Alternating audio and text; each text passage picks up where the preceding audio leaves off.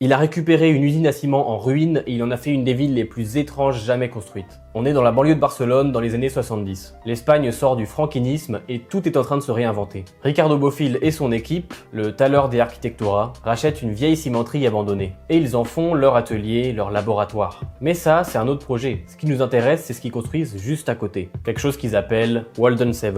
Le nom vient de deux références littéraires. Walden de Taureau, la vie simple au plus près de la nature, et Walden 2 de Skinner, une communauté utopique fondée sur la coopération. Bofill prend ses idées au sérieux. Il ne veut pas construire un immeuble, il veut construire une communauté verticale. Le bâtiment compte plus de 400 appartements sur 14 niveaux, et le tout fait environ 1000 habitants. Mais ce qui frappe, c'est pas le chiffre, c'est la forme. Des modules empilés, décalés, assemblés comme un puzzle tridimensionnel. Des patios intérieurs ouverts sur le ciel, des passerelles suspendues entre les blocs, des vides qui traversent l'ensemble de part en part. Pas un couloir, pas une barre, une sorte de ville à l'intérieur d'un seul bâtiment. Alors de base, le projet devait être bien plus grand. Deux autres structures similaires étaient prévues sur le site, mais elles n'ont jamais vu le jour. Walden 7 est donc un fragment d'une vision qui ne s'est pas accomplie. Et c'est là que ça devient intéressant, parce que le bâtiment, même s'il était admirable plastiquement, il a aussi révélé les limites du projet. Gérer un immeuble de cette complexité, avec des espaces partagés, des vides centraux, des passerelles, c'est difficile, et les habitants l'ont vécu. La beauté de la forme ne garantit pas la réussite du commun. On cherche beaucoup, encore aujourd'hui, à concilier la densité et la qualité de vie, à produire du collectif sans produire de l'anonymat.